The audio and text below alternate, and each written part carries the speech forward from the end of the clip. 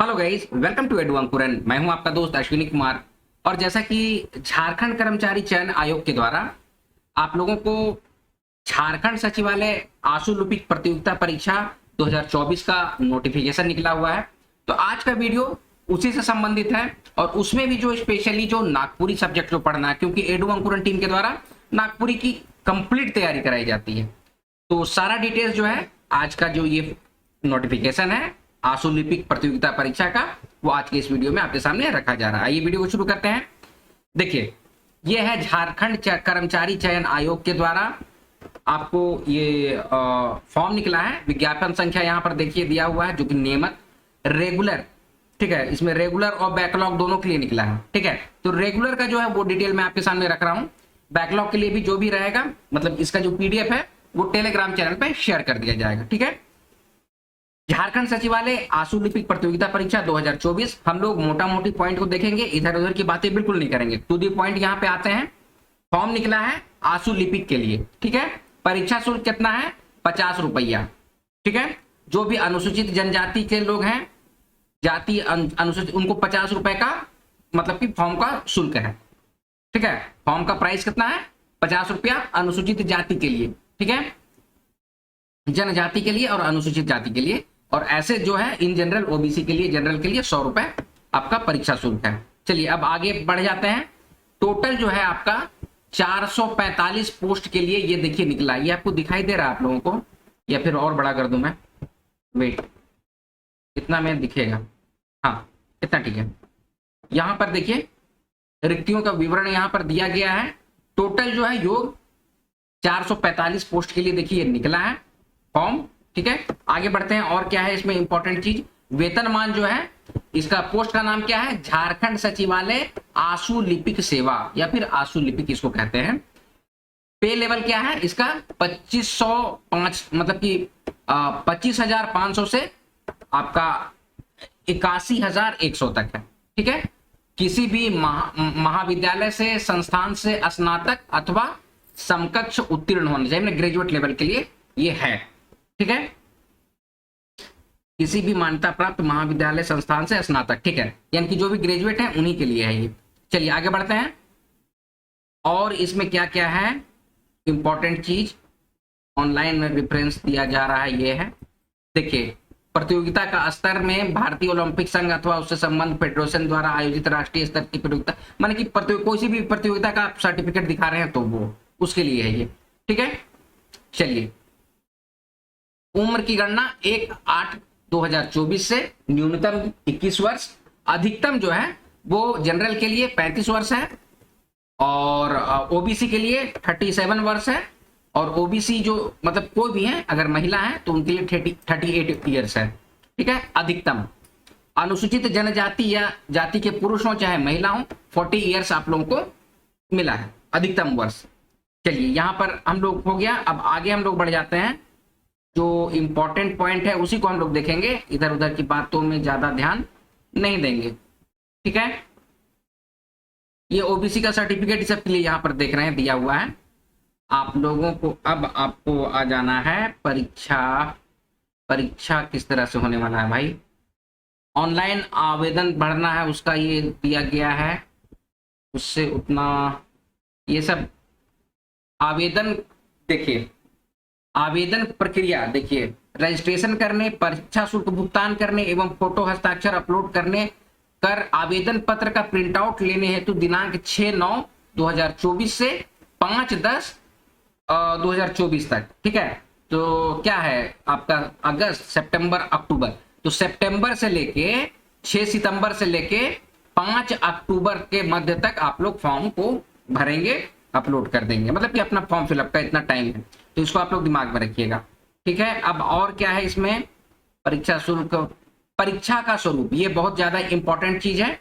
परीक्षा का स्वरूप, परीक्षा किस तरह से होगा? आयोग के द्वारा सीबीटी और ओएमआर आधारित परीक्षा ली जाएगी। सीबीटी जान रहे हैं, कंप्यूटर बेस्ड टेस्ट होगा, और ओएमआर बेस्ड भी होता है, जिस ओएमआर में जो काला काला बूंदा लगा के करते हैं ना पेन से। ठीक है, तो ये दोनों के बेसिस पे आपका एग्जामिनेशन होने वाला है। ठीक है, परीक्षा यदि विभिन्न समूहों में लिया जाता है तो अभ्यर्थियों के प्राप्तांक का नॉर्मलाइजेशन होगा। ठीक है, एवं मेधा सूची उसी के प्राप्तांक के नॉर्मलाइज्ड अंक पर आधार पर तैयार किया जाएगा तथा परीक्षा फल प्रकाशन के पश्चात उन्हें नॉर्मलाइज अंक ही दिया जाएगा। ठीक है, तो सीबीटी मोड और ओएमआर दोनों में आप लोगों का एग्जाम होने वाला है।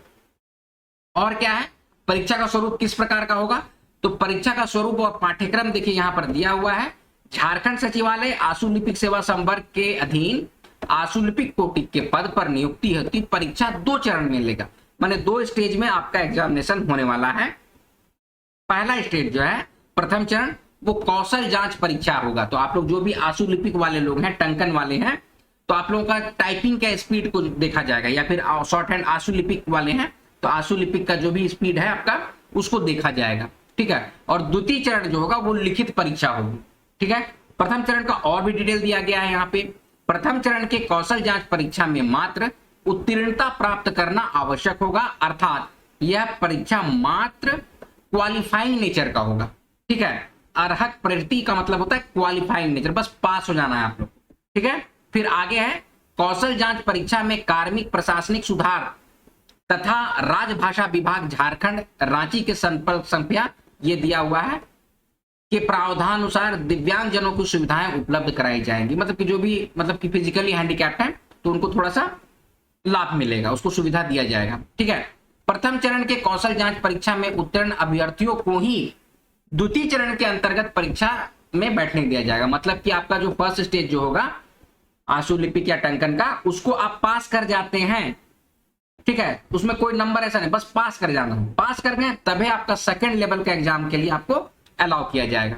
ठीक है, अब देखिए प्रथम चरण का कौशल जांच जो होगा, परीक्षा के लिए 2 पत्र होंगे। ठीक है, दोनों पत्रों की परीक्षा एक ही तिथि को आयोजित होगी। ठीक है, प्रथम पत्र, इसके अंतर्गत हिंदी आशु लेखन की जांच परीक्षा ली जाएगी, जिसका मानदंड किस तरह से है वो आप देख लीजिए। देखिए आप लोग को 2 स्टेज का होगा परीक्षा। पहला स्टेज में क्या बतलाया जा रहा है कि कौशल जांच परीक्षा होगा, उसमें आप पास कर जाइएगा तभी फिर दूसरा परीक्षा में आपको अपीयर होने दिया जाएगा, दूसरा स्टेज के में। ठीक है, तो पहला स्टेज में जो कौशल जांच परीक्षा होने वाला है उसमें आशु लेखन, आपको हिंदी का आशु लेखन का जांच परीक्षा लिया जाएगा। इसमें क्या है कि हिंदी आशु लेखन में जांच हेतु 500 शब्दों को 50 शब्द प्रति मिनट की गति से 10 मिनट तक हिंदी श्रुति लेख दिया जाएगा। ठीक है, माने 500 वर्ड आपको जो है वो दिया जाएगा और 50 शब्द प्रति मिनट 10 मिनट तक आपको हिंदी श्रुति लेख लिखने के लिए दिया जाएगा। ठीक है, श्रुति लेख आशु लेखन के विशेषज्ञ व्यक्ति के द्वारा उच्चारित किया जाएगा, मतलब बोलेगा कोई 10 मिनट तक और उसको आपको लिखना है। ठीक है, श्रुति लेख के पूर्व 1 मिनट का समय श्रुति लेख का अभ्यास तैयारी हेतु दिया जाएगा, मतलब एग्जाम में बैठिएगा ना उसके पहले 1 मिनट आपको समय दे देगा कि भाई एक बार लिख के देख लो। ठीक है, श्रुति लेख का कंप्यूटर पर टंकित करने हेतु 40 मिनट का समय दिया जाएगा। ठीक है, पेन और पेपर में एक बार हो जाएगा, उसके बाद फिर आपको कंप्यूटर में लिखने के लिए दिया जाएगा। इसके अतिरिक्त उम्मीदवार को कंप्यूटर पर टंकन आरंभ करने के पूर्व 5 मिनट का श्रुति लेख को पढ़ने के लिए दिया जाएगा। 5 मिनट तक आप उसको पढ़ सकते हैं और श्रुति लेख के टंकन की शुद्धि टंकन हेतु निर्धारित समय के अंतर्गत ही करना, जो तय सीमा है, तय जो समय है उसी में करना है। ठीक है, श्रुति लेख के टंकन में उत्तीर्ण होने के लिए 5% से अधिक गलतियां नहीं होनी चाहिए, अन्यथा उन्हें अयोग्य कर दिया जाएगा। इसका मतलब आप समझ रहे हैं, आपको क्या बोला जा रहा है कि 5% से ज्यादा गलती आप लोग को नहीं करना है। ठीक है, जैसे कि 500 वर्ड है ना, तो 500 वर्ड का 5% मतलब कि 25 शब्द से ज्यादा गलत आपको नहीं करना, उससे ज्यादा गलत कीजिएगा तो अनुत्तीर्ण हो जाइएगा। तो इसके लिए आप लोग ध्यान रखिएगा, समझ रहे हैं मेरी बात को। चलिए अब आगे बढ़े, आगे क्या दिया हुआ है, द्वितीय पत्र। पहला देखिए, पहला स्टेज में 2 पत्र होंगे, एक होगा हिंदी आशु लेखन और दूसरा पत्र होगा, इसके अंतर्गत कंप्यूटर योग्यता एवं चालन परीक्षा ली जाएगी। इसके अंतर्गत एक तालिकावार आंकड़ा से संबंधित प्रश्न होगा, प्रश्न में दिए गए निर्देशों के अनुरूप निम्नांकित कार्य करने होंगे। तो क्या क्या है कि एमएस वर्ड पर टंकित करना होगा, एमएस वर्ड पर टाइपिंग करना होगा। ठीक है, एमएस एक्सेल पर प्रविष्ट आंकड़ों को औसत, जोड़, घटाव इत्यादि से गणना करना पड़े, कैलकुलेशन, जोड़, घटाव, इसे कोई भी आंकड़ा आपको दे देगा। ठीक है, उसको जोड़ के बताओ, एक एक्सेल को दूसरे एक्सेल में ऐड करके बताओ, कॉन्कनेट करके बताओ, इस तरह का चीज होता है। ये सब बहुत इजी है, यूट्यूब में सर्च कीजिएगा ना तो आप लोग अपने से भी कर लीजिएगा। ठीक है, एमएक्स एक्सेल पर तैयार आंकड़ों के आधार पर पाई चार्ट तथा बार चार्ट बनाने के लिए बोलेगा, ठीक है। एमएक्स एक्सेल में मान लीजिए किसी भी चीज का दे दिया, ठीक है, तो पाई चार्ट ऐसे ऐसे करके बनता है। देखिए मान लीजिए कि अगर दे दिया कि शिक्षा का स्तर क्या है किसी भी गांव का, तो मतलब कि मान लीजिए 100 गांव है, तो 100 गांव में यहाँ पर बोलिए कि 40% गांव में इतना शिक्षा है, ठीक है। फिर बाद बाकी जो यहाँ पर जैसे कि ये देखिए बड़ा है, ये 40% है, ठीक है, तो रिमेनिंग इतना पूरा 60% हो गया, तो समझिए कि ये 30% होगा। मतलब उस तरह से आपको बताना होगा, तो इसी को कहते हैं पाई चार्ट। और एक होता है बार चार्ट। बार चार्ट इस तरह से बनता है, ठीक है। हम बस आपको जानकारी के लिए बतला दे रहे हैं कि बार चार्ट कुछ इस तरह से बनेगा, ठीक है। एक्स डायरेक्शन वाई डायरेक्शन में ऐसे रहता है, और इसमें आपको डेटा बना के बताना होगा, एमएस एक्सेल में तैयार करना होगा, ठीक है। अब एमएस एक्सेल पर तैयार आंकड़ों के आधार पर एमएस पावर पॉइंट में पावर पॉइंट प्रेजेंटेशन हेतु एक स्लाइड तैयार करना पड़ेगा। यानी कि आप लोग को एमएस वर्ड, एमएस एक्सेल और पावर पॉइंट प्रेजेंटेशन जो होता है, ये तीनों का जानकारी रखना होगा। इसको आप लोग बढ़िया से अभी से करना शुरू कर दीजिए, ठीक है। अच्छा, उपर्युक्त कंडिका क से घ तक की तैयारी सभी दस्तावेज का एक फोल्डर तैयार कर इसे दिए गए पते पर भेजना भी होगा, यानी कि ईमेल करना होगा। जो भी आप एक्सेल बताएं या फिर एमएक्सेल बनाए ना, तो देखिए डॉट रार ये सब करके होता है, ठीक है। एक रार फाइल बनता है, उसी फाइल को फिर अपलोड किया जाता है कि सबको एक एक करके कीजिएगा ना तो ईमेल नहीं किया जाएगा, तो इस पे मतलब कि ज्यादा एक्सीड कर जाता है। हम आप ऐसा ही दिमाग आप लोग को बतला दे रहे हैं कि भाई ऐसे ऐसे दिमाग में रखना है, ठीक है। तो ईमेल जो भी आप लोग टाइपिंग किए, तो एमएस वर्ड में किए, एक्सेल सीट बनाए, एक्सेल सीट में बनाए, पावर पॉइंट प्रेजेंटेशन बनाए, तो ये तीनों को आप एक के साथ मेल नहीं कर सकते, उसको क्लब करके कंबाइन करके एक राल जिप फाइल बनाना पड़ता है। उसी जिप को फिर आप मेल कर सकते हैं, ठीक है। तो वो चीज पूछेगा, इस चीज को आप दिमाग में रखिएगा, अभी हम बता दे रहे हैं, ठीक है। ईमेल पर भेजने के लिए क्या करना होगा सो, ठीक है। अब आगे, परीक्षा की कुल अवधि 1.5 घंटा होता है, ठीक है, 90 मिनट, और प्रत्येक खंड के लिए 25-25 अंक के हिसाब से कुल 150 अंक का होगा। ये जो आपका जो एग्जाम होगा ना 150 नंबर का होगा, जिसमें उत्तीर्ण होने के लिए न्यूनतम 30% अंक प्राप्त करना अनिवार्य है, ठीक है। तो ये सारा डिटेल्स है भाई, आप लोग देख लीजिएगा। तो ये हो गया पहला चरण का परीक्षा। द्वितीय चरण का परीक्षा में क्या है, लिखित परीक्षा होगा, और परीक्षा के लिए 2 पत्र होंगे। लिखित परीक्षा में सभी प्रश्न वस्तुनिष्ठ एवं बहुविकल्पीय उत्तर युक्त होंगे। एक प्रश्न का 3 अंक होगा, और प्रत्येक सही उत्तर के लिए 3 अंक दिए जाएंगे तथा गलत उत्तर के लिए 1 अंक की कटौती की जाएगी। मतलब कि क्या बोलना चाह रहा है, परीक्षा की भाषा हिंदी और परीक्षा में प्रश्नों का पाठ्यक्रम मैट्रिक स्तर का होगा। देखिए उसके बाद जो द्वितीय जो परीक्षा होगा ना, सेकेंड स्टेज का, तो उसमें आपको जो हिंदी का ज्ञान, अंग्रेजी का ज्ञान, सामान्य अध्ययन, ये सब सबसे होगा एग्जाम। तो सही क्वेश्चन कीजिएगा ना तो 3 नंबर मिलेगा, ठीक है, और गलत करिएगा तो 1 नंबर माइनस हो जाएगा, नेगेटिव मार्किंग है। इस बात को दिमाग में रखिएगा, बहुत सारा लड़का लोग एकदम धुन देता है, ठीक है, तो नेगेटिव मार्किंग है, इसको दिमाग में रखिएगा, ठीक है। चलिए आप आगे बढ़ रहे हैं। टोटल ये है आपके प्रथम पत्र में, ये रहेगा हिंदी का ज्ञान, अंग्रेजी का ज्ञान, सामान्य अध्ययन, और आपका मतलब कि जनरल एबिलिटी टेस्ट, तर्क एवं मानसिक क्षमता 100 अंक का होगा, यानी कि 100 प्रश्न होगा, 300 अंक का। प्रथम पत्र में 30% अंक प्राप्त करना अनिवार्य है, ठीक है। तो ये देखिए, ये आपका हो गया पेपर 1। पेपर 2 जो होगा और उसका पाठ्यक्रम दे दिया गया है। द्वितीय पत्र जो होगा वो आपका जनजातीय और क्षेत्रीय भाषा से होगा, ठीक है। तो जनजातीय और क्षेत्रीय भाषा से जो भी होगा उसको हम आपके सामने नागपुरी का रख दे रहे हैं, काहे कि हम लोग नागपुरी का करते हैं।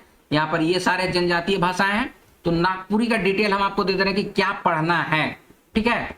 तो इसको हम लोग चल जाते हैं, कितने नंबर पेज पे था, नागपुरी में आ गया, सीधे नागपुरी में, ठीक है। इसको और थोड़ा बड़ा करें, ये देखिए नागपुरी में आपको मैंने पेपर 2 जो है, नागपुरी व्याकरण पढ़ना है, नागपुरी श्रेष्ठ साहित्य पढ़ना है, और नागपुरी लोक साहित्य पढ़ना है। नागपुरी व्याकरण में एकदम कॉमन है, जो हर एग्जाम में पूछा जाता है, वर्ण, संज्ञा, सर्वनाम, लिंग, वचन, विशेषण, क्रिया विशेषण, ये सब है, वाक्य शुद्धि तक है। नागपुरी श्रेष्ठ साहित्य में आ जाते हैं, मंजर भाग 2 बुक पढ़नी है, शकुंतला मिश्र और डॉक्टर उमेश नंद तिवारी की बुक है मंजर भाग 2, जिसको आपको पढ़ना है, ठीक है। नागपुरी लोक साहित्य में आपको लोकगीत, लोक कथा, कहावत, पहेली और मुहावरा पढ़ना है। तो ये आपका सिलेबस है, ठीक है, नागपुरी का। अच्छा, साथ ही साथ हम बता दे रहे हैं, अभी आप लोग जो लोग उत्पाद सिपाही की तैयारी कर रहे हैं ना, उत्पाद सिपाही, तो उत्पाद सिपाही में भी यही सिलेबस है, मंजर भाग 2 आपको पढ़ना है, ठीक है। आप लोग जो टंकन की तैयारी कर रहे हैं, साथ ही साथ उत्पाद सिपाही की तैयारी कर रहे हैं, नागपुरी लिए हैं, तो नागपुरी में आपको ये मंजर भाग यही सिलेबस है, ये देख लीजिएगा। ठीक है, तो इसका कंप्लीट जो तैयारी है ना वो हमारे बैच मतलब कि हमारी टीम के द्वारा कराई जा रही है। ठीक है, तो आप लोग जिसको भी बैच अवेल करना है, एक नॉमिनल चार्ज हम लोग लेते हैं, प्रॉपर आप लोग की तैयारी करते हैं, जिसमें कि रिकॉर्डेड क्लास प्रोवाइड करते हैं, सेक्शनल टेस्ट लेते हैं और साथ ही साथ आपको नोट्स प्रोवाइड करते हैं। तो ये तीनों का कॉम्बो जो है वो प्रोवाइड कराया जाता है। इसको लेना है तो आपको कैसे क्या करना होगा, 9148763486 ये जो नंबर है इसमें आप लोग व्हाट्सएप कीजिएगा। ये जो नंबर आप देख रहे हैं इस नंबर पे आप लोग व्हाट्सएप कीजिए, आप लोगों को कोर्स का डिटेल मिल जाएगा। प्रॉपर तैयारी नागपुरी की एडू अंकुरन टीम के द्वारा कराई जाती है। ये देखिए आपका जो आशुलिपिक जो टंकन जितना भी वेट कर रहे थे कि भाई कब आएगा कब आएगा, ये देखिए आ चुका है। इसका फॉर्म फिलअप कीजिए, अपनी तैयारी कीजिए। MS वर्ड, MS एक्सेल और पावर पॉइंट ये तीनों के में बढ़िया से नॉलेज गेन कर लीजिए। ठीक है, नागपुरी के लिए हम लोग कंप्लीट बैच चला रहे हैं, आप लोग आराम से इसको ज्वाइन कर सकते हैं और कहीं इधर उधर देखने की जरूरत नहीं है। नागपुरी के लिए बिल्कुल निश्चिंत रहिएगा। ठीक है, तो ये देखिए ये है पूरा आपका नोटिफिकेशन का डिटेल्स, कोर्स का डिटेल्स और जो पोस्ट है वो सारा कुछ आपको आज के इस वीडियो में बतला दिया गया है। चलिए, आप लोग को जो भी डाउट होगा comment section is open for all, comment section में कमेंट करके पूछ सकते हैं, या कोर्स का डिटेल के लिए यहाँ पर व्हाट्सएप नंबर दे दिया गया है, वो उसमें आप व्हाट्सएप करके पूछ सकते हैं। ठीक है दोस्तों, तो ये है आज का वीडियो। आई होप इसको आप लोग बहुत अच्छे से समझ गए होंगे। चलिए मिलते हैं अगले वीडियो में। आज का वीडियो यहीं पर समाप्त करते हैं, मिलेंगे अगले वीडियो में, तब तक आप लोग अपना ख्याल रखिएगा। जय हिंद।